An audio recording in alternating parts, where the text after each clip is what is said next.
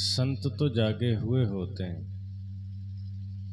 पर उनकी कृपा जब समाज पर हो जाए तो वो औरों को भी जगाने के लिए सत्संग की व्यवस्था कर देते हैं।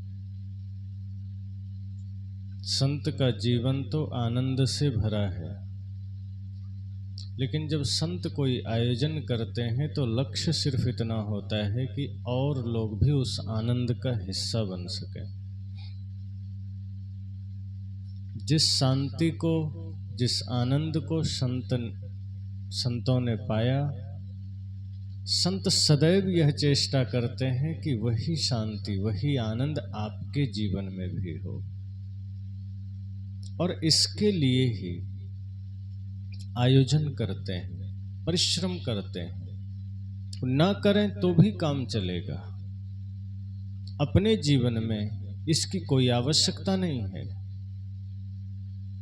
लेकिन कहते हैं ना, संत हृदय नवनीत समाना।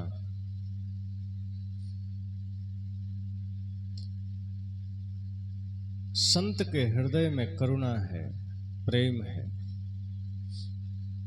वो दूसरों की पीड़ा को नहीं देख सकते। अगर आप पीड़ा में हैं, समाज में कोई भी व्यक्ति दुख में है, तो संतों को लगता है कि इनके दुखों से मुक्ति का मार्ग खोजना चाहिए। और एक एक घर में जाके समझाना तो मुश्किल है, तो सत्संग का आयोजन कर दिया जाए। इसमें आप सब आएं, बैठें, सुने, चिंतन मनन करें और अपने जीवन को बदल लें। अब संत तो प्रकाश की व्यवस्था कर देते हैं, यहाँ से अपने अपने जीवन के दिए को आपको जला के जाना है। अगर आप यहाँ बैठ के भी अपने जीवन के दिए को ना जला पाए, अगर आप यहाँ बैठकर भी अपने जीवन के दुखों से मुक्ति ना पा सके, तो यहाँ आना व्यर्थ ही तो हुआ। जैसे कोई आदमी बाजार जाता है तो पहले ही सोच लेता है कि मैं क्या खरीदना चाहता हूँ। कोई सब्जी खरीदने गया है, कोई कपड़ा खरीदने गया है, कोई बर्तन खरीदने गया है, कोई कुछ भी जीवनोपयोगी साधन खरीदने गया है, और वो जाता है, जो आवश्यक है वह खरीद कर लौट आता है। परंतु सत्संग में जब हम आते हैं तो हमें ये पता नहीं होता है कि हम किस लिए आए। तो आते तो हैं, लेकिन जब जाते हैं तो हम खाली चले जाते हैं। जिन समस्याओं के साथ हम यहाँ आते हैं, वे समस्याएं हमारे जीवन से मिटती नहीं है। अगर कल तक भाइयों से आपका विवाद था, यहाँ से लौटिए, वो विवाद खत्म हो जाना चाहिए। अगर कल तक पति पत्नी में झगड़े होते थे, यहाँ से लौटिए, वो झगड़ा मिट जाना चाहिए। माता पिता में अश्रद्धा थी, यहाँ से लौटिए तो माता पिता के प्रति श्रद्धावान हो जाइए। अगर मित्र से, पड़ोसी से दुश्मनी चल रही थी, यहाँ से लौटिए तो वो दुश्मनी मिटा लीजिए। अगर ऐसा आप नहीं कर पाते हैं तो यहाँ आना व्यर्थ ही तो हुआ, फिर बिना काम का ही तो हुआ। इसलिए ये सत्संग जब संत आयोजित करते हैं तो एक ही उद्देश्य है, एक ही लक्ष्य है कि यहाँ आकर आप अपने जीवन को बदल सकें। वह जीवन जो चिंता में है, शोक में है। इस धरती पर ऐसा कोई ना मिलेगा जो दुखी ना हो, और इस दुख मुक्ति का मार्ग सिर्फ सत्संग है, और वह सत्संग संत हमें प्रदान करते हैं। तो ऐसे संत की बलिहारी है, ऐसे संत की बड़ी कृपा है जो हमें सत्संग देते हैं, जो हमें जगाते हैं कि होश में आओ, समय कम है। और इस कम समय में हमें जागना है, बहुत दूर जाना है। साहब ने कहा ना, चलना है बड़ी दूर, मुसाफिर काहे सोवे रे। बहुत दूर जाना है, क्यों सोना, क्यों अचेत होना, क्यों बेहोशी में जीना। होश में आ जाओ, समय निकट है। इसलिए यह सत्संग हमें मिला है, और इस सत्संग का आयोजन इसीलिए किया गया है ताकि हम जाग सकें, हम अपने जीवन में दुखों को समझ करके दुखों से मुक्त हो सके। तो संतों की बड़ी कृपा है। यूँ तो समाज में बहुत से लोग मिल जाएंगे जो कोई नाच का आयोजन कर देता है, कोई नौटंकी कर देता है, कोई और भी तमाम प्रकार के नृत्य का आयोजन कर देगा, संगीत का आयोजन कर देगा, जहाँ से आपको कुछ मिलेगा नहीं सिवाय भटकाव के। पर जहाँ सत्संग का आयोजन हो, समझना ये जीवन के लिए जरूरी है। ये जीवन के वास्तविकता से परिचय कराता है। मनुष्य वास्तव में क्या है, इसी सत्संग से पता चलता है कि मनुष्य वास्तव में क्या है। वरना मनुष्य की तो कोई कीमत ही नहीं है। आज व्यक्ति अपने कीमत को खो दिया है। आज हर आदमी अपने मूल्य को गिरा दिया है। इंसानियत से हम गिरते चले जा रहे हैं। भाई भाई न रहा, पिता पिता न रहा, पत्नी पत्नी न रही, मित्र मित्र न रहा, सगा सगा न रहा।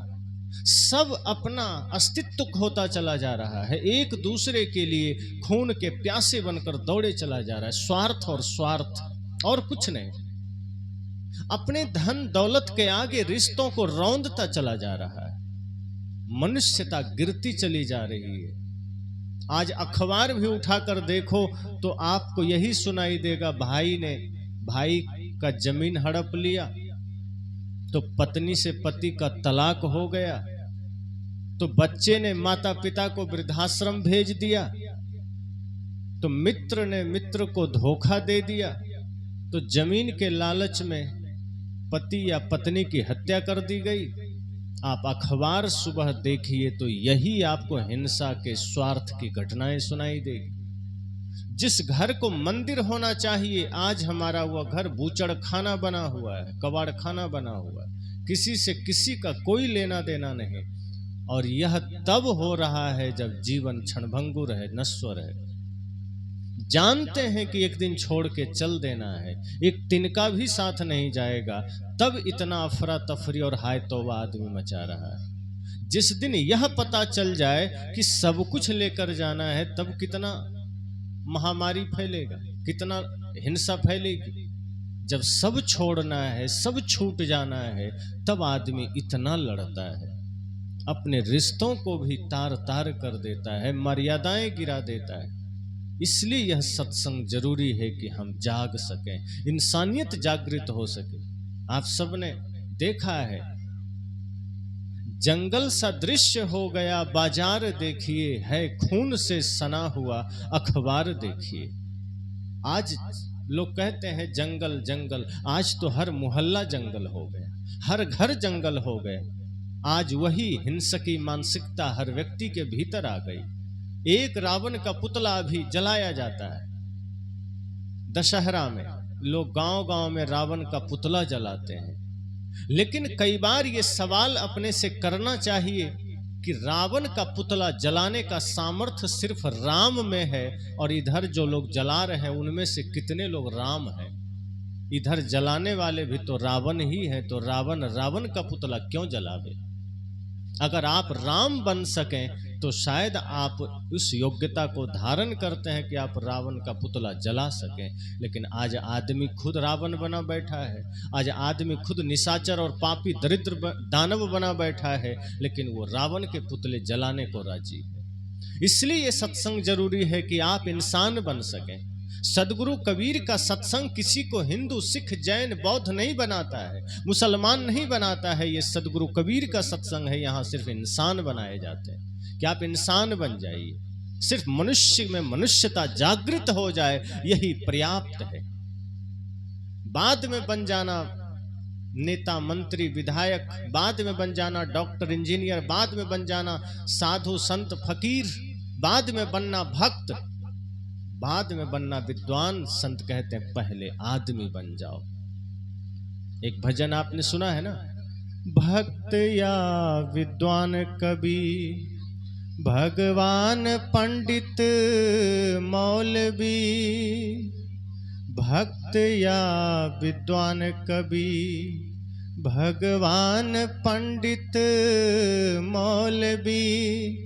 जो भी बनना बाद में, पहले बनो तुम आदमी। आदमी के शहर में मैं ढूंढता हूँ आदमी, आदमी के शहर में ही खो गया है आदमी, आदमी के शहर में मैं ढूंढता हूँ आदमी। इस पद के माध्यम से संत कहते हैं बाद में भक्त बनना, विद्वान बनना, कवि बनना, पहले आदमी बनने की आवश्यकता है। क्योंकि आज आदमी न होने के वजह से आज आदमी में ही सारे जानवर के गुण आ गए। आज इंसान सांप से नहीं डरता है, आज इंसान शेर से नहीं डरता है, आज आपको किसी भी जीव जंतु से भय नहीं होता है, आज आपको भय किसी इंसान से होता है, किसी आदमी से होता है। इसी गली में, इसी मोहल्ले में रात में निकलने से अगर आपको भय होता है तो आप सांप से नहीं डर रहे हैं, आप बिच्छू से नहीं डर रहे हैं, आप इसी आदमी के शकल में जो जानवर छिपा है आप उससे डर रहे हैं। सदगुरु कहते हैं उसी जानवर को मारने की आवश्यकता है, उसी जानवर को इंसान बनाने की आवश्यकता है, और वो स्थल ये सत्संग है। जिस भारत भूमि में सदा धर्म की बात होती हो, जिस भारत भूमि में सदा सत्संग की गंगा बहती हो, अगर उस भारत भूमि में चोर उचक के लुच्चे लफंगों का बोलवाला हो जाए तो समझो कि वो धर्म कहाँ जा रहा है। आज हमारे समाज में जो भय का वातावरण है, जो आज हमारे वातावरण में लूट का वातावरण है, ये जानवरों के वजह से नहीं है, ये आदमी के वजह से है। क्योंकि आदमी आदमी ना रहा, आदमी अपने स्तर से गिरता चला गया। आज अगर किसी चौक चौराहे पर, किसी गली मोहल्ले में किसी को भय हो रहा है, वो सिर्फ आदमी के वजह से है। अगर किसी माँ बहन बेटी को भय हो रहा है, उसको सिर झुकाकर जाना पड़ रहा है, तो ये किसी दूसरे का नहीं, इसी मोहल्ले, इसी समाज, इसी गांव के किसी लड़के के वजह से है।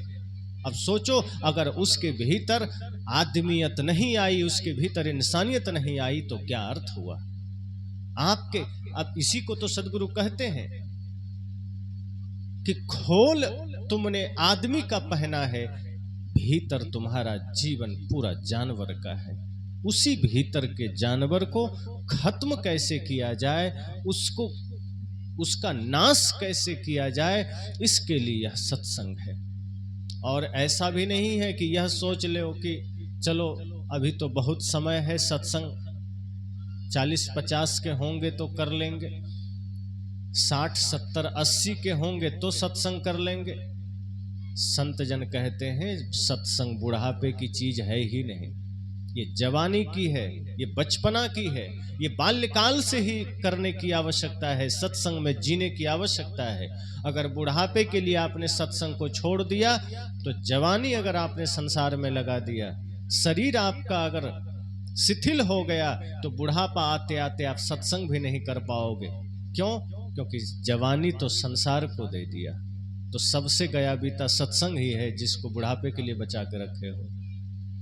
सत्संग तो जीवन की ऊर्जा है, सत्संग जीवन का प्राण है, शांति का मार्ग है, और इसे तो समय रहते कर लेना है, कल पर मत टाल देना। ये मत सोचना कि सत्संग कल कर लेंगे, भजन कल कर लेंगे, ध्यान कल कर लेंगे, दान कल कर लेंगे, पुण्य कल कर लेंगे, परमार्थ कल कर लेंगे। अगर आप ऐसा सोचते हैं तो कल आप कुछ नहीं कर पाएंगे, क्योंकि कल का भरोसा नहीं, एक एक पल का भरोसा नहीं है। किस गलतफहमी में है कि हम कल कर लेंगे। आज करने की सोचिए, भजन आज करना है, भक्ति आज करनी है, कल का कौन जानता। युधिष्ठिर के दरबार में एक बड़ा सा घंटा लगा था, उसका महत्व इस बात से था कि जो जितने युद्ध को जीतेगा, जितनी लड़ाइयों को जीतेगा, उतनी बार घंटे को बजाएगा। अगर एक लड़ाई किसी ने जीती है तो एक बार बजेगा, दो जीता है तो 2 बार बजेगा। तो संजोग की बात थी, एक दिन दरबार में एक भिखारी आ गया भिक्षा मांगने। युधिष्ठिर थोड़ा व्यस्त थे, समय कम था, तो उन्होंने कह दिया कल आना, बस इतना ही कह दिया, कल आना। भिखारी लौट गया। भीम इस बात को सुन लिए, इतना सुनते ही वो दौड़े चले गए घंटे के पास और घंटा बजाना शुरू कर दिया। 1 बार, 2 बार, 3 बार, 4 बार, जैसे ही 5 बार बजा सबके कान खड़े हो गए कि ऐसा कौन सी लड़ाई जीती चली गई। अब तक तो 1-2 लड़ाइयाँ जीती जाती थी तो ये घंटा बजता था, अब तो कौन बजा रहा है ये 5, 6, 7, ये बजते ही जा रहा है, रुक ही नहीं रहा है। सबने कहा भाई पता करो ये घंटा कौन बजा रहा है। दूर से देखा तो भीम खुद बजा रहा है। लोगों ने कहा कौन सी लड़ाई अभी हुई जो युद्ध जीतकर भीम ने घंटा बजाना शुरू कर दिया। सब लोग पहुंच गए, सैनिकों की तो बात माने ही नहीं भीम, तो खुद युधिष्ठिर पहुंच गए, अर्जुन पहुंच गए, कह रहे भीम रुक जाओ, कब कौन सा लड़ाई तुमने लड़ी, कौन सा युद्ध तुमने जीता, ये पता है तुम्हें ये घंटा किस लिए लगा है? ये घंटा इसलिए लगा है कि अगर तुम एक लड़ाई जीतो तो 1 बार बजा देना, ताकि राज्य में सबको पता चल जाए कि एक युद्ध जीता गया। और ये तुम 10, 12, 15 बार बजाए चले जा रहे हो, मामला क्या है? कहा आज आपने वो युद्ध जीता है जो आज तक किसी ने नहीं जीता। कहा हमने जीता और हमें ही पता नहीं, ये क्या मजाक है? कहा समझाता हूं, आपने तो ऐसी बड़ी लड़ाई जीत ली है, ऐसा बड़ा युद्ध जीत लिया है कि इसके आगे और कुछ बाकी नहीं है। कहा मतलब? कहा आपके पास एक भिखारी आया, आप व्यस्त थे, ठीक है मैं मानता हूं, उसने कहा कुछ दे दो, आपने कह दिया कल आना, इसका मतलब आपको ये पता है कि आप कल तक जिंदा रहेंगे, अर्थात आपने मृत्यु को जीत लिया है। और धरती के सारी लड़ाइयों से ऊपर मृत्यु को जीतना है, और जो मृत्यु को जीत ले उसके लिए तो 100-200 बार भी घंटे बजा दो कम ही है, इसलिए मैंने बजा दिया। युधिष्ठिर नतमस्तक हो गया, कहा गलती हो गई मुझसे, मुझे पता है कि अगले पल का भरोसा नहीं है, लेकिन मैं गलतफहमी में और अहंकार में आकर मैं उसे कल के लिए बोल दिया। भीम ने कहा पर मुझे तो लगा आप मृत्यु पर विजय पा ली। युधिष्ठिर ने कहा ऐसा इस धरा पर कोई नहीं है, जो भी इस शरीर को धारण किया है, जो भी इस मानव तन को धरा है, या जो भी इस धरती पर प्राणी है जो शरीर धारण किया है, वो अजर अमर नहीं हो सकता है, उसे मरना पड़ेगा। जो जो जन्म लिए वसुधा पर एक दिन सब ही मरे, जो भी इस धरा पर जन्म लिया है उसे मरना पड़ेगा। और यह तय नहीं है कि मृत्यु कब आएगी, आएगी ये सत्य है, मरना भी सत्य है, पर किस घड़ी आएगी कोई जानता है? हंसता हुआ आदमी, मुस्कुराता हुआ आदमी, अचानक ठोकर लगती है और प्राण पखेरु उड़ जाता है, आदमी कहता है अभी तो हंस रहा था। अचानक खाया पिया हुआ आदमी, बातचीत करता हुआ आदमी, बढ़िया से उत्सव की भांति जीवन जी रहा है, सब कुछ ठीक ठाक चल रहा है, और रात में हार्ट अटैक आया, सुबह पता चला नहीं रहा। बैठा है, अचानक आंख बंद हो गई। सदगुरु कहते हैं जो श्वास बाहर गई वो भीतर आएगी कि नहीं आएगी कोई जानता है, जो भीतर है वो बाहर निकलेगी कि नहीं पता है। अगला पल कहाँ हमारा जीवन विराम होगा कोई नहीं जानता, कब किससे बिछुड़ना हो जाएगा कोई नहीं जानता। कितना भी प्रिय मित्र हो बिछुड़ना तो होगा ही, कितनी भी प्यारी पत्नी हो, प्यारा पति हो, बिछुड़ना तो होगा ही। माता पिता है, बिछुड़ना होगा। कोई भी आपके जीवन में है, बिछुड़ना होगा। तो भीम ने कहा जब कल का पता नहीं है तो कल पर टाल कैसे दिए? जब पता है कि आज ही हमारे हाथ में है, आज जो करेंगे इसी का शुभ अशुभ हमें मिलना है, तो कल पर क्यों टाल दिए? अरे टालना है तो गलतियों को टालो, कल पर बुराइयों को टालो। अगर मन में कुछ गलत करने का भाव आ जाए तो कल पर टाल दो, अच्छा करने का भाव आवे तो कल पर क्यों टाल रहे हो? लेकिन हम उल्टा करते हैं, सत्संग करने का मन है तो कल कर लेंगे, अब गाली देने का मन है तब आज ही दे लेंगे, अभी दे लेंगे। लड़ने का मन है तब कभी आदमी कहता है नहीं नहीं आज नहीं, मूड नहीं है, कल लड़ेंगे। नहीं, आज लड़ेंगे, आज ही फैसला करेंगे, कल किसने देखा है, आज ही हिसाब किताब बराबर कर देंगे। सदगुरु कहते हैं तुम लड़ने को आज तैयार हो, हिंसा के मार्ग पर चलने को आज तैयार हो, गलत करने को आज तैयार हो, लेकिन धर्म का मौका मिल जाए सत्य का मौका मिल जाए, सत्संग का मौका मिल जाए तो कल पर टाल रहे हैं।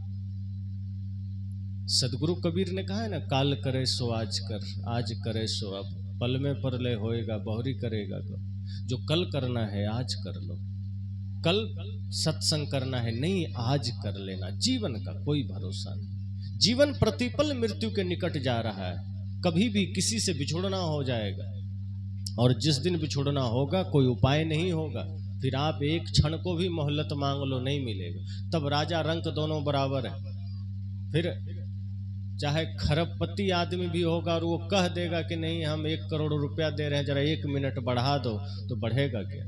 मृत्यु के आगे किसी की नहीं चलती। वो अंबानी क्यों ना हो, एक साधारण आदमी क्यों ना हो, फकीर क्यों ना हो, उसके आगे दोनों बराबर है। फिर एक क्षण की भी आयु आपकी बढ़ नहीं सकती है, फिर कल पर क्यों टालना? सदगुरु कहते हैं जो कल करने को सोच रहे हो आज करना। इस सत्संग इसीलिए है कि आप आज जग सकें। इस गलत फहमी में हम जीते हैं कि अभी तो खेलने का समय है, खाने का समय है, कमाने का समय है, अभी तो ऐश मौज का समय है। सत्संग देखेंगे बुढ़ापे में। कई बार कई घर में मैं देखता हूँ कि जब सत्संग का निमंत्रण आता है तो जवान जो लड़के या लड़कियां हैं वो कहते हैं कि हाँ निमंत्रण तो आया है, अच्छा मम्मी पापा चले जाएंगे, हम लोग क्या करेंगे जाके। मतलब बुजुर्ग लोग चले जाएंगे। अरे बुजुर्ग तो जाएंगे ही, तुम्हें जाने की जरूरत है। तुम जाओ क्योंकि तुम्हें आगे रोने का समय आने वाला है, तुम्हारे जीवन में दुख दरिद्रता का समय आने वाला है। अगर जीवन में तुम भक्ति को ना जान पाए, तुम संत के ज्ञान को ना जान पाए, तो फिर कल अवसर नहीं मिलेगा, मौका नहीं मिलेगा। इसलिए सत्संग जवानों के लिए है, बच्चों के लिए है। एक जगह मैं था तो कुछ लोग आगे बच्चे बैठे थे, कुछ लोगों ने कहा बच्चे उठो भागो यहां से। तो मैं कहा बच्चों को क्यों उठा रहे हैं भाई? सत्संग में बच्चों को बैठाओ, सत्संग में नशेड़ियों को बैठाओ, सत्संग में शराबियों को बैठाओ। धर्मात्मा बैठ के क्या करेगा यार? सत्संग तो बच्चों के लिए है ताकि वो संस्कार सीख सके। अगर बच्चे सत्संग में बैठेंगे तभी तो वो जानेंगे कि बाल्यकाल से ही भीतर सत्य को उद्घाटित कैसे किया जाता है। अगर बच्चों को सत्संग से जोड़ोगे तो एक दिन भरोसा रखना वही बच्चे आगे चल के हो सकता है श्रवण कुमार बन जाए। अगर बच्चों को सत्संग में बैठाओगे तो हो सकता है वही बच्चे कल को भगत सिंह बन जाए, हो सकता है वही चंद्रशेखर आजाद बन जाए। बच्चियां बैठेंगी, हो सकता है उसके भीतर मीराबाई का भाव आ जाए, हो सकता है उसके भीतर लक्ष्मीबाई का त्याग और शौर्य आ जाए। लेकिन अगर तुम बच्चों को सत्संग में नहीं आने दोगे तो वही बच्चे बाहर जाकर मोबाइल देखेंगे, रील देखेंगे और आगे चल के रील बनाएंगे, और फिर वो हीरो हीरोइन बनना चाहेंगे, क्रिकेटर बनना चाहेंगे, फिर वही मॉडल बनना चाहेंगे। तो जिन बच्चों को महापुरुषों से प्रेरणा देनी है उन्हें सत्संग में बैठाना पड़ेगा। वो बाहर कहाँ प्रेरणा लेंगे? स्कूल में तो आजकल मास्टर बेचारे पैसे पर पढ़ाते हैं, वो क्या पढ़ाए नहीं पता नहीं। सरकारी स्कूलों का हाल देख लो। कई जगह मैं सरकारी विद्यालय में जाता हूँ तो मैं देखता हूँ दीवार पर पान और गुटखा खा के ऐसा थूका जाता है कि लगता है जैसे उसी से पेंट किया गया। अब वो बच्चे तो नहीं खाते होंगे, मास्टर ही खाते हैं। अब मास्टर साहब स्कूल को भी नहीं छोड़ते हैं। अब सोचो वो मंदिर है, बच्चे वहाँ जाके पढ़ते हैं, अब वो क्या शिक्षा लेंगे, वो क्या संस्कार लेंगे? और इतना ही नहीं, कभी कभी तो मास्टर साहब बच्चे से कहते बेटा जाओ थोड़ा सिगरेट ले आओ, बीड़ी ले आओ। अब 10 बार अगर बच्चा ला के दिया, ये गांव की हालत है, ज़्यादातर ऐसा कई जगह मैंने देखा है। अब 10 बार कोई बच्चा दुकान से सिगरेट लाता है तो 11वीं बार उसको भी मन हो जाता है क्या है जरा हम भी ट्राई करें। 1-2 बार ट्राई किया तो नशे की लत लग गई, फिर छिप छिप के पीने लगता है। तो स्कूल में गया था पढ़ने, गए थे हरि भजन को, ओटन लगे कपास, तो गए तो थे पढ़ने, उधर से सिगरेट की लत लेकर आ गए, गुटखा की लत लेकर आ गए, और वो छिपा के पीने लगा। और जब तक वो बच्चा है पिता से डरता है, छिपा के पीता है, जैसे ही थोड़ा बड़ा होता है तो पिता के साथ बैठ के पीता है। पिताजी कुछ कह दें तो उल्टा उसी को कहता है तुम भी तो पीते हो। तो ये चीजें हैं, अगर आप सत्संग से जोड़ोगे अपने आप को, अपने संतान को, तो ये सत्संग आपके जीवन को अमृत दे सकता है। इसीलिए ये मत सोचिए कि कल सत्संग कर लेंगे, कल सत्संग में ले आएंगे बच्चे को, बाद में ले आएंगे, नहीं, शुभ करना है आज कर लीजिए। इस सत्संग आपको बदलने के लिए है, आपके जीवन में सुख शांति समृद्धि लाने के लिए है, स्वास्थ्य लाने के लिए। धरती पर और कोई जगह नहीं जहां हम जीवन से परिचय पा सकें। जीवन क्या है हम यही नहीं जानते। हम तो जीवन को नरक बना के जीते हैं, अवसाद में जीते हैं, डिप्रेशन में जीते हैं, टेंशन में जीते हैं। आज एक एक व्यक्ति जो गांव के भी हैं वो कहते हैं क्या करें, बड़ा टेंशन है, बड़ा दुख है, बड़ी पीड़ा है। ये कहाँ से आया? ये वही प्रवृत्तियां हैं जो समाज से हमको मिल रहा है, जो घर से मिल रहा है, जीवन से मिल रहा है। इसलिए संत कहते हैं सत्संग में आकर के बैठना, कुछ भी देर बैठना, लेकिन जरूर बैठना, ताकि आप वहां से एक होश लेकर जा सके, एक सूत्र लेकर जा सके, एक उपाय लेकर जा सके और आज अपने जीवन में बदलाव ला सके। हम तो कल पर टाल देते हैं। मैंने कहा ना कि लड़ने का मन हो तो भले कल पर टाल देना, नशा करने का मन हो तो कल पर टाल देना, झूठ बोलने का मन हो तो कल पर टाल देना, लेकिन सत्य, सत्संग, ध्यान, पूजा, दान करने का मन हो जाए तो कल पर मत टालना। कुछ भी शुभ करने का मन करे तो आज ही कर लेना।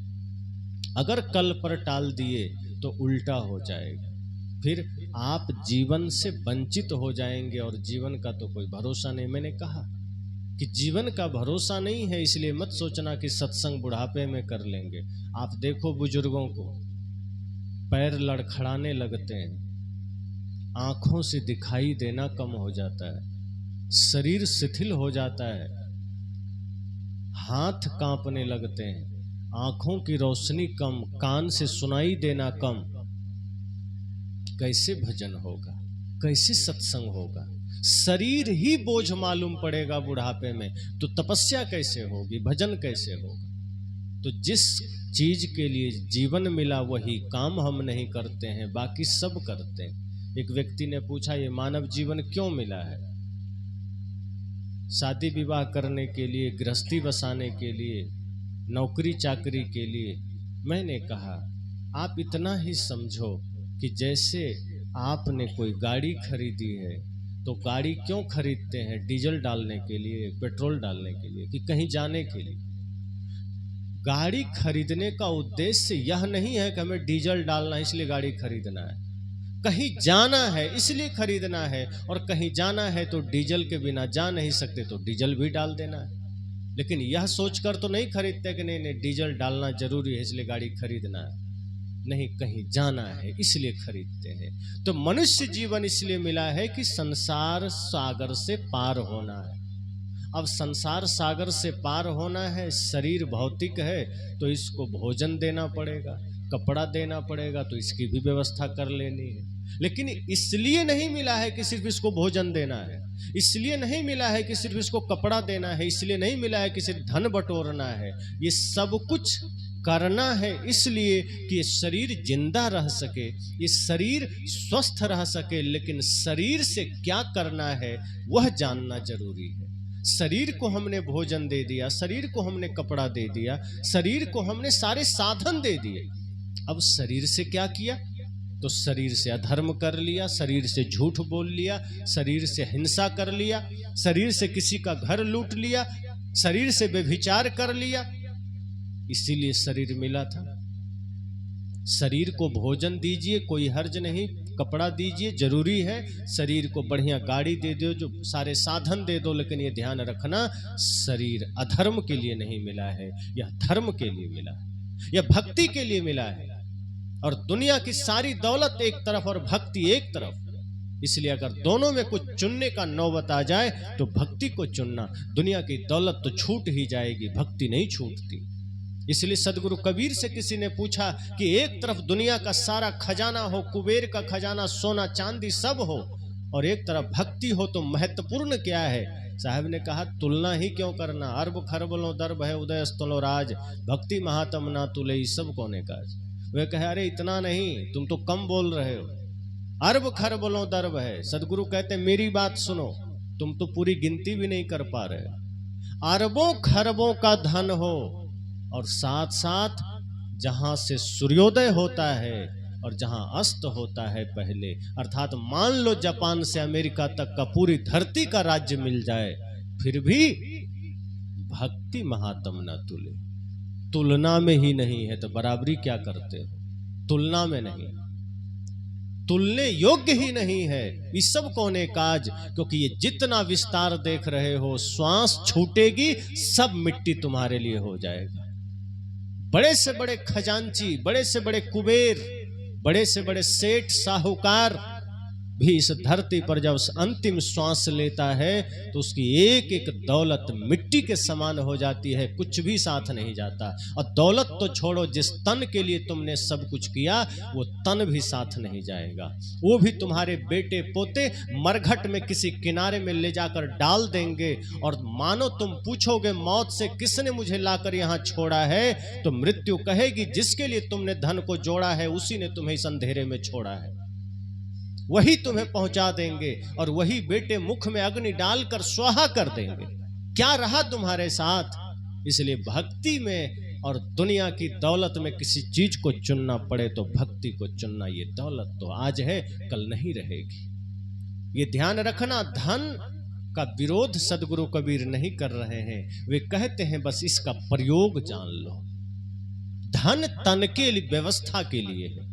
धन आपकी बाहरी व्यवस्था के लिए है, इसको यही स्थान देना, इसको और आगे मत चढ़ने देना।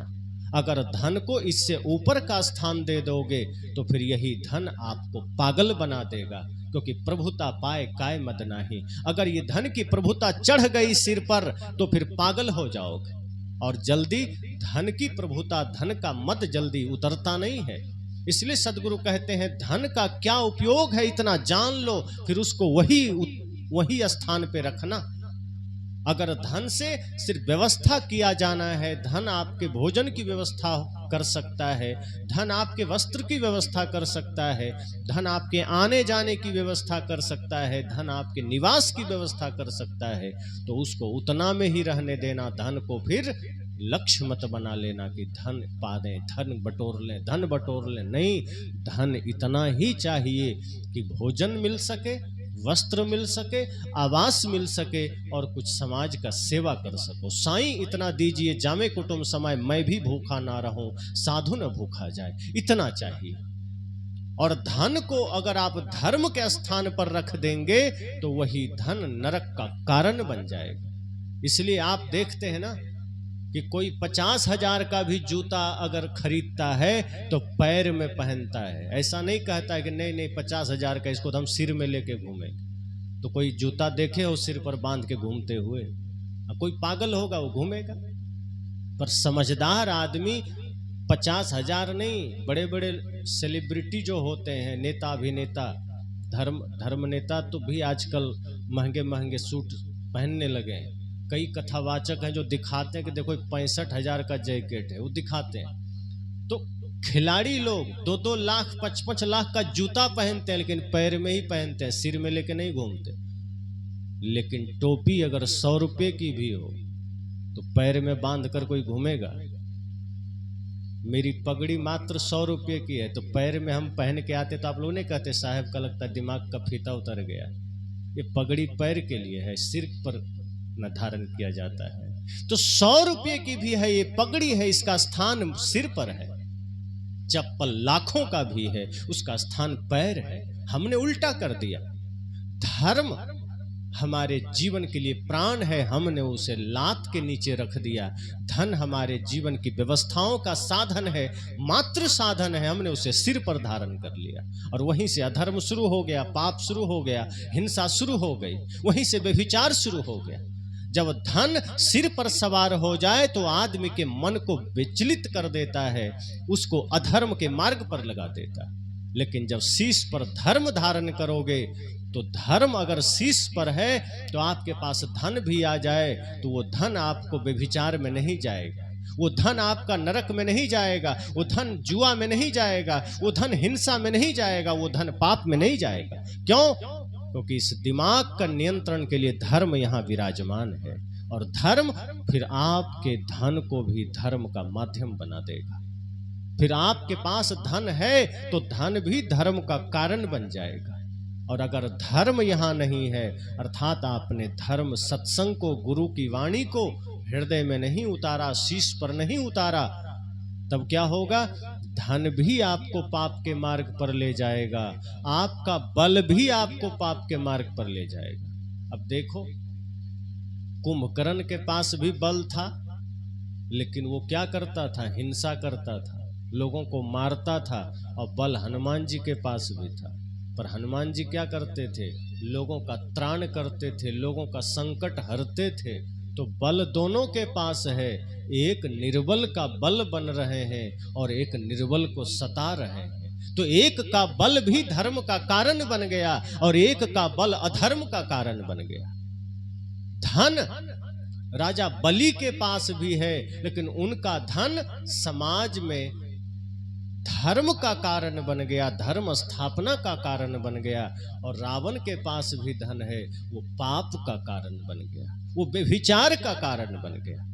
सदगुरु कहते हैं इसलिए बड़ी सजगता चाहिए, इसलिए धर्म आज कर लेना, इसे कल पर मत टाल देना। पर हम सारे पाप, सारे अधर्म आज करने को लग जाते हैं। और सत्संग करना हो, ध्यान करना हो, धर्म करना हो, दान करना हो तो कल कर लेंगे। कई जगह आप देखते होंगे सत्संग का आयोजन हो रहा हो और कहीं किसी से चंदा मांगने चले गए, सहयोग मांगने चले गए, तो आदमी को लगता है बुखार आ गया।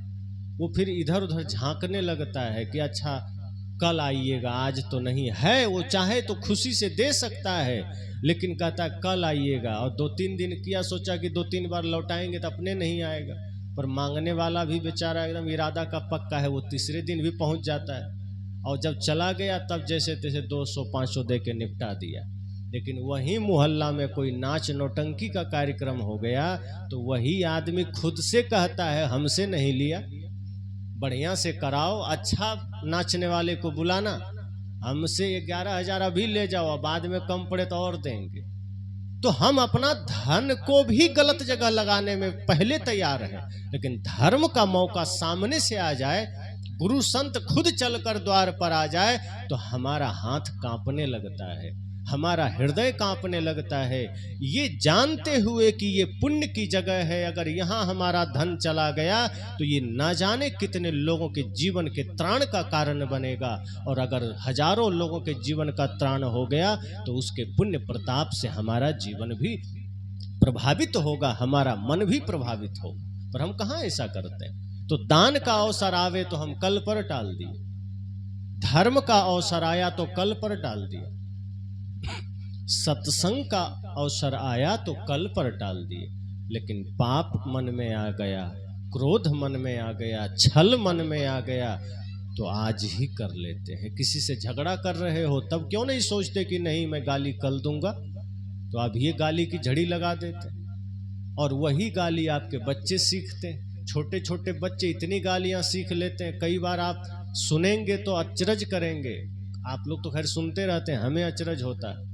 आप तो बच्चों की लड़ाई को सुनते हैं, हम तो एक बार एक बच्चे को सुन रहे थे, वो गाली देना शुरू किया, 5 मिनट तक हम सुनते रहे, वो दोहराया नहीं। इतना स्टॉक उसके पास था गालियों का, नई नई गालियों का, कि नई नई गाली देते रहा, रिपीट नहीं किया वो। उसी बच्चे को कहोगे कविता सुनाओ तो सिर खुजलाएगा, भजन सुना दो, राष्ट्रभक्ति गीत सुना दो तो इधर उधर झांकेगा कि पता नहीं। लेकिन गाली सुनाने में इतना माहिर था कि उसको अगर गालियों में कहीं पर प्रतियोगिता होता तो गोल्ड मेडल जीत लेता। ये कहां से आया? क्योंकि आज हमने धर्म को अपने घर आने नहीं दिया है, आज हमने सत्संग को अपने जीवन में आने नहीं दिया है। और अगर आज हम सत्संग से वंचित रह गए, धर्म से वंचित रह गए, तो ध्यान देना खाली जगह में कचड़ा के भर जाता है। अगर आपने अपने मन में धर्म को उतरने ना दिया, सत्संग को उतरने ना दिया, ज्ञान को उतरने ना दिया, तो उसी मन में नफरत का डेरा पड़ने वाला है, उसी मन में अज्ञान अपना डेरा डालने वाला है, उसी मन में हिंसा डेरा डालने वाला। इसलिए संत जन कहते हैं अपने हृदय में भी महापुरुषों को बसाना। अगर हृदय में आपके महापुरुषों का वास है, अर्थात हृदय में राम कृष्ण बुद्ध महावीर कबीर का वास है, तो फिर समझ जाना कि आपके भीतर से फिर कोई अधर्म नहीं हो सकता। लेकिन हम उल्टा करते हैं, राम जी को हम मंदिर में बसा देते हैं कि आप वहीं ठीक हैं, वहीं रहिए। कृष्ण जी को भी मंदिर में बसा के ताला मार देते कि आप तो और अंदर रहिए, आपकी जरूरत कम है। भगवान बुद्ध का भी मंदिर बनने लगा, अब उनको भी हम मंदिर में डाल दिए। सदगुरु कबीर साहब का भी मंदिर बन गया, अब उनको भी मंदिर में डाल दिए। तो हृदय में किसको रखे? तो हृदय में हमने रावण को बिठा लिया कि तुम ठीक हो, तुम रहो। अब रावण हृदय में रहेगा तो आदमी धर्म के मार्ग पर चलेगा, वो तो पाप के मार्ग पर चलेगा, वो तो अधर्म के मार्ग पर चलेगा। जिसके हृदय में राक्षस बैठा हो, जिसके हृदय में पाप बैठा हो, वो आदमी सत्य के मार्ग को कैसे चुन सकता है? वो आदमी अपने भाई के साथ प्रेम का व्यवहार कैसे कर सकता है? आप राम की पूजा भले कर लेंगे, लेकिन अपने भाई के लिए जमीन का झगड़ा तो आप खुद करेंगे। आप ये थोड़े कहेंगे कि नहीं नहीं हम तो राम के भक्त हैं, सारा जमीन तुम ही ले लो, हमें नहीं चाहिए। कोई कहने वाला नहीं। राम के भक्त तो बहुत मिल जाएंगे, लेकिन अपने भाई के साथ राम और भरत का व्यवहार करने वाला कितने लोग? विभीषण और रावण का व्यवहार करने वाले आपको सब मिलेंगे कि कोई भाई को लात मार रहा है, कोई हक छीन रहा है, कोई माता पिता का अनादर कर रहा है। सत्संग आपको होश में लाता है कि नहीं, होश में आ जाओ, जीवन थोड़ा है, पता नहीं कब किसको किससे बिछोड़ना हो जाए। हंसता हुआ जीवन कब विराम हो जाए कोई नहीं जानता। इस गलतफहमी में मत रहिए कि हम बूढ़ा होंगे तभी मरेंगे, नहीं। और चीजों की गारंटी है। मैं जिस माइक में बोल रहा हूं शायद इसकी भी कोई गारंटी होगी, मोबाइल की भी गारंटी मिल जाती है, कपड़े की गारंटी है, लोहे की गारंटी है, लेकिन हमारे आपके जीवन की कोई गारंटी नहीं। इस धरती पर जब कोई जन्म लेता है तो कोई साथ में कार्ड लेकर आया था कि नहीं तुम 60 साल जियोगे ही जियोगे, 100 साल जियोगे? कोई ठप्पा मार के प्रकृति ने दिया है सर्टिफिकेट? नहीं। कभी भी जीवन विराम हो सकता है, और कभी भी का मतलब गर्भ में भी मर सकता है बच्चा। और बहुत ऐसे बार होता है कि मां के गर्भ से मरा हुआ बाहर आता है, अर्थात वो जीवन का सूरज देख भी नहीं पाता, अस्त पहले हो जाता है। इतना क्षणभंगुर है जीवन, इतना नश्वर है जीवन। और तब हम गुरूर करते हैं, तब हम घमंड करते हैं कि हमें तो और दिन जीना, हमें तो और बटोरना है, हमें तो और प्रभाव जमाना है। सदगुरु कहते हैं कुछ नहीं, इस बहकावे में मत पड़ना, और के चक्कर में तुम जीवन को खोते चले जाओगे। ये जीवन बड़ा क्षणभंगुर है। सुबह सूर्योदय होता है पता है, दोपहर होगी, शाम होगी, पर जीवन का सूर्योदय हो जाए तो बिना दोपहर के कभी शाम हो जाती है। क्योंकि बिना बुढ़ापा आए कई बार मृत्यु पहले आ जाती है, कई बार बिना जवानी के मृत्यु आ जाती है। बचपने में तो कोई बाल में चला गया, कोई जवानी में चला गया, कोई बुढ़ापे में चला गया, जाना कभी भी हो सकता है, कोई तय नहीं है। इसलिए सदगुरु कहते हैं कि मृत्यु जब आएगी ही तो तैयारी भी तो कर लो, डरना क्यों? मृत्यु से क्यों डरना? अच्छा डरेंगे तो नहीं आएगी, आएगी तब भी, जाना तब भी होगा, तो डरना क्यों है? आनंद में जिए कि ठीक है तुम्हें जब आना है आ जाना, हमें तो अपना काम करना है, हमें धर्म का काम करना है, हमें अपनी तैयारी रखनी है। और तैयारी रखने का मतलब है मन वचन कर्म को निर्मल रखना है, माया मोह में ज्यादा पड़ना नहीं। दुख दर्द वहीं से जन्म लेता है। जितना माया में पड़ोगे उतना दुख पैदा होगा, जितना बंधन चारों तरफ निर्मित करेंगे, आसक्ति निर्मित करेंगे, उतनी पीड़ा बढ़ती चली जाएगी। सदगुरु कहते हैं मृत्यु तो आएगी, ये तय है, कभी भी आ सकती। उसके आने से पहले अपने जीवन को जरा पवित्र कर लेना। जैसे घर में कोई अतिथि आते हैं, मेहमान, तो आप क्या करते हैं? पहले से आप बेडशीट धोकर रखते हैं, खाट तैयार रखते हैं, चादर बढ़िया साफ सुथरा है, भोजन आपका लगभग अन्न सब ठीक ठाक, गेहूं आपने से पिसा लिया है, दाल आप तैयार करके रखते हैं। कोई अतिथि आए तो खाट बिछा दिए, बेडशीट डाल दिए और तब भोजन पका करके उनको खिला दिए। कि ऐसा करते हैं कि अब कोई अतिथि आ गए तो कपड़ा खरीदने जाएंगे बाजार, कि खाट बनवाने जाएंगे, कि गेहूं बोने खेत में जाएंगे। आप सारा इंतजाम पहले से रखते हैं कि कोई अतिथि आ जाए तो हमें सोचना ना पड़े, हम तुरंत उनकी व्यवस्था कर दें। लेकिन जब मृत्यु रूपी अतिथि हमारे जीवन में आ जाए तो हम बगल झांकने लगते हैं कि अब क्या करें। कुछ धर्म नहीं कमाया, कुछ पुण्य नहीं कमाया, सब खो गया। जो जो बटोरा था सब छूट रहा है, पुत्र छूट रहा है, धन छूट रहा है। मृत्यु शैया पर लेटा हुआ आदमी को देखना कभी जाकर, उसकी आंखें नाचती रहती है। अगर जिसने जीवन में धर्म नहीं कमाया है, चेहरे पर पसीना, आंखें नाचती रहती है, वो उसको जीवन भर किया हुआ पाप का रील चलने लगता है और मृत्यु से दिखाती है कि तुमने कुछ नहीं किया। और अब वो पश्चाताप कर रहा है कि काश थोड़ी मोहलत और मिल जाती तो कुछ धर्म कर लेते, लेकिन नहीं मिलता। इसलिए सदगुरु कहते हैं मृत्यु रूपी अतिथि कभी भी आ सकती है, उसका आना कभी भी हो सकता है। अतिथि का मतलब ही है जो बिना तिथि के आ जाए। और अब के समय में सिर्फ मृत्यु ही अतिथि है, बाकी कोई अतिथि नहीं है। अब तो जो लोग आते हैं वो अतिथि कहाँ है। पहले के जमाना था, मोबाइल नहीं था, तो लोग आ जाते थे बिना बताए। मोबाइल तो था नहीं, आते थे तब पता चलता था हाँ किसी के घर कोई मेहमान आए, तो उनको हम कहते थे अतिथि। मतलब जो बिना तिथि के आ जाएं, जो बिना निर्धारित किए, बिना बताए आ जाएं। पर अब तो ऐसा नहीं है। अब तो कोई भी आदमी आपके घर आता है तो बताता ही नहीं है, लोकेशन भी भेज देता है कि हम यहाँ यहाँ पहुँचे हैं। आपको एक एक क्षण की जानकारी होती, तो वो तो अतिथि नहीं हुआ ना, वो तो अब मेहमान है आपका। लेकिन अतिथि मृत्यु आज भी है। क्यों? क्योंकि वो बिना सूचना के आती। हालांकि दो चार सूचना वो दे देती, लेकिन अगर जवानी में आ जाए तो सूचना का पता नहीं चलता है, बचपना में आ जाए तो सूचना का पता नहीं चलता है। हाँ, बुढ़ापे में अगर मृत्यु आ रही है तो पहले से ही अपनी सूचना भेज देती है। और वो सूचना क्या है? बाल सफेद करती है पहली सूचना। लेकिन आदमी इतना चालाक है कि मेहंदी लगा के काला कर लेता है कि तुम भेजो सूचना, हम मानते ही नहीं सूचना को। कोर्ट के आदेश को हम नहीं मानते हैं। मृत्यु ने भेजा है, ठीक है तुमने भेजा है, हम सफेद को काला कर लेंगे। अब तुम कैसे पहचानोगे कि हम बूढ़ा हो गए? तो आदमी सोचता है मृत्यु को धोखा दे देंगे, पर मृत्यु तो साथ में ही है, उसे पता है तुम कैसे कब लगा रहे हो।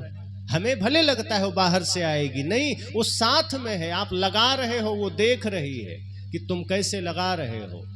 फिर सूचना भेजती है, दांत नाकाम कर देती है, हम दांत का पूरा सेट लगवा लेते हैं ताकि पूरा धोखा मिल सके मृत्यु।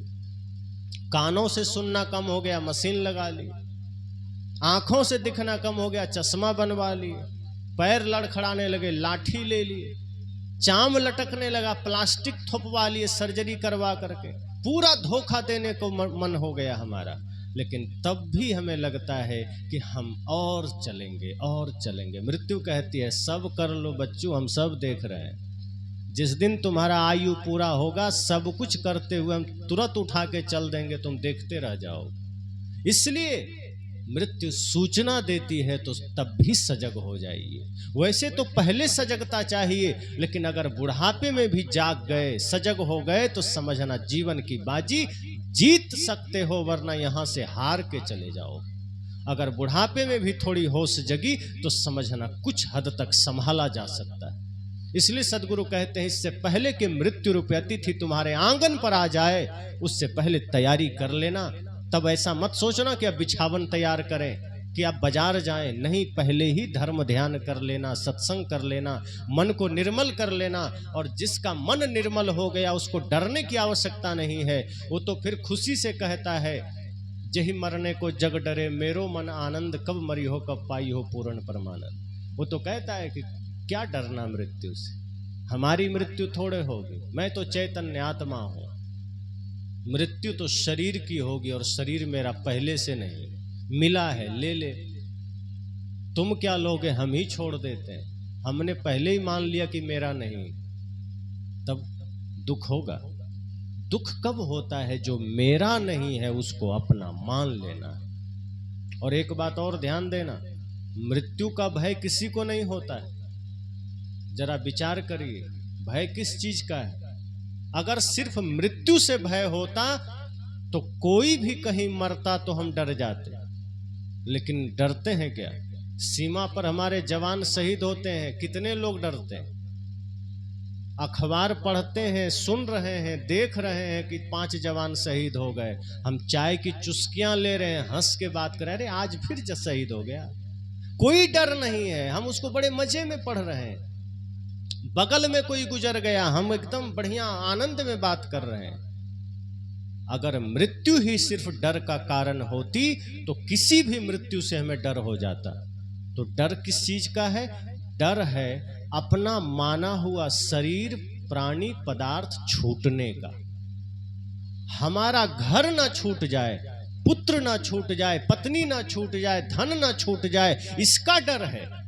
अगर आज यह फैसला हो जाए कि अब से सब कुछ ले जा सकते हो, तो वही आदमी डरेगा नहीं, भंडारा करेगा कि आज मैं जा रहा हूं, गाड़ी में सब लाद के घर, सोना चांदी, जेवर सब, वो डरेगा। फिर क्यों डरेगा? जो कुछ भी कमाया था सब ले जा रहा हूं, हंसेगा, न्योता बांटेगा, सब उस सबको बताएगा कि आज मैं जा रहा हूं, जैसे कि कहीं पिकनिक में जा रहा हूं। तो डर इस बात का है कि तन छूट जाएगा, डर इस बात का है कि धन छूट जाएगा, पद छूट जाएगा, रिश्ते नाते छूट जाएंगे, और ये तो अपना है ही नहीं, तो डर इसका किस बात का? जो आपका नहीं है, लेकर आए नहीं थे, ना धन लेकर आए थे, ना रिश्ते नाते लेकर आए थे, शरीर मिला कुछ काल के लिए, प्रकृति ने फिर वापस छीन लिया, कुछ काम करने के लिए मिला। ये तो ऐसा ही है जैसे आपको बाजार जाना हो, आप किसी से गाड़ी मांग लें कि भैया देना जरा, मुझे गाड़ी की आवश्यकता है। अब वो गाड़ी दिया, अब जो काम है करके आओ, फिर गाड़ी लौटा दो, उसमें आसक्ति क्यों करना? लेकिन कुछ लोग ये भाव में रहते हैं, अब गाड़ी किसी ने दे दिया तो आ करके भी लौटा नहीं रहे कि नहीं मुझे ही दे दो, तुम दूसरा ले लेना। अब वो आदमी कहता है भैया तुमको बाजार जाने के लिए दिए थे, ये जबरदस्ती क्यों करना, लाओ हमारी गाड़ी, काम हो गया, गाड़ी लौटा दो। लेकिन कई लोग गाड़ी भी ले लिए, काम भी नहीं किया और देने को भी राजी नहीं है। हम भी यही करते हैं। प्रकृति ने ये शरीर रूपी गाड़ी दिया, किस लिए? भव सागर से पार हो जाना, संसार सागर से पार हो जाना, दुखों से पार हो जाना। हम दुखों से तो पार नहीं हुए, और पाप करके शरीर को और नुकसान कर दी। और जब प्रकृति ने मांगा कि अब तो दे दो, जो काम के लिए दिए थे किया, तो आदमी कहता नहीं किया, देंगे भी नहीं। तो प्रकृति कहता अच्छा, दिए थे तुमको संसार से पार होने के लिए, किराए पर दिए थे, और अब तुम कह रहे हो नहीं देंगे, तो हम तुमको अब ये ले लेंगे। फिर छीन लेती है प्रकृति, फिर हम भयभीत हो जाते हैं, रोने लगते हैं, पर कोई उपाय नहीं बचता। इसलिए तो संत ने कहा जिंदगी ये किराए का घर है, एक न एक दिन निकलना पड़ेगा। ये किराए का है, आपका नहीं है, ये मिला है कृपा से, प्रकृति ने दिया है। और प्रकृति ने इसलिए दिया है ताकि आप अपनी यात्रा पूरी कर सकें, ताकि आप धर्म के साथ साथ इस संसार रूपी सागर को पार कर जाएं। धर्म की शक्ति के साथ, ज्ञान की शक्ति के साथ, ध्यान की शक्ति के साथ संसार रूपी सागर को, दुख के सागर को पार कर जाएं। लेकिन हम क्या करते हैं? जीवन भर संसार जोड़ने में लगे रहते हैं, जोड़ते जाते हैं, जोड़ते जाते हैं। पर एक समय ऐसा आता है जब पता चलता है कि इतना जोड़ा, अब इसको खाने का समय आया, तो मृत्यु आ गई कि चल तेरा समय हो गया। तब हम सोचते हैं अरे अभी तो हमने धन जोड़ा ही था।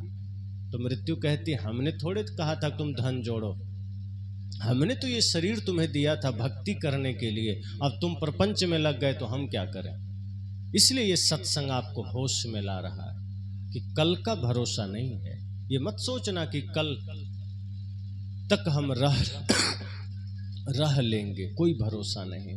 जीवन प्रतिपल मृत्यु के निकट जा रहा है, और अचानक भी नहीं होता। ये कहने की बात है कि अचानक कोई मर गया। ध्यान रखना, मृत्यु घटित हो रही है, प्रति क्षण हम मर रहे हैं, दिखाई नहीं देता। जो व्यक्ति ध्यान में उतर जाता है, जो ध्यान की गहराई में उतर जाता है, वो तो देख लेता है कि मृत्यु के निकट हम निरंतर जा रहे हैं, उस अदृश्य अवस्था को भी देख लेता है। लेकिन जो प्रपंच में लगा है, माया में लगा है, वो अपने मृत्यु को नहीं देख पाता। समाधि और ध्यान की अंतिम अवस्था भी यही है, मृत्यु को जान लेना, जीते जी। यही है समाधि, कि जीते जी मृत्यु को समझ जाना। लेकिन हम तो मरने के समय भी नहीं समझ पाते। तो इसलिए मैंने कहा कि ये समय हमें मिला है होश में आने के लिए, जागृत होने के लिए। मृत्यु अचानक नहीं होती है, एक एक क्षण हमारा छीन करती है मृत्यु, एक एक दिन हमारा नाश करती है, और तब जाकर के मृत्यु एक दिन हमें दिखाई देती है। इसलिए जिस तरह से ये 3 दिन का सत्संग आज विराम की ओर है, हम सबका जीवन भी एक समय विराम हो जाएगा। जो उगे सो आथ हवे, फूले सो को मिलाए, जो चुने सो ढह परे, जन्मे सो मर जाए। साहब तो कहते हैं जिसका उदय हुआ है अस्त होगा। तो जो बनता है बिगड़ता है, जो जन्म लेता है मरता है, क्यों इतना हाय तौबा करना, क्यों इतना अफरा तफरी करना। सचेत होकर जियो, सावधानी से जियो और भजन भक्ति करते चलो। गुरु के बताए मार्ग पर चलिए, जीवन को सुंदर बनाइए। जब जीवन को आप सजगता से जिएंगे और महापुरुषों के वाणियों को जीवन में धारण करेंगे, तब जीवन का उद्देश्य पूरा होगा। वरना यहाँ तो सब खो ही देंगे। ये जीवन मिला है, कुछ अच्छा किया नहीं तो आगे भी ना जाने कौन सा जीवन मिले, आगे भी चला गया, आगे का पता है कहाँ जाएंगे। अगर अच्छा कर्म नहीं किया तो किसको पता है हम कहाँ जाएंगे, किस योनि में जाएंगे, किसी को पता नहीं है। और यहाँ हम मनुष्य जीवन पाकर के भी कुछ अच्छा नहीं कर रहे हैं, तो यहाँ भी हार गए और वहां भी पता नहीं। भजन है ना, एक आप सबने सुना है,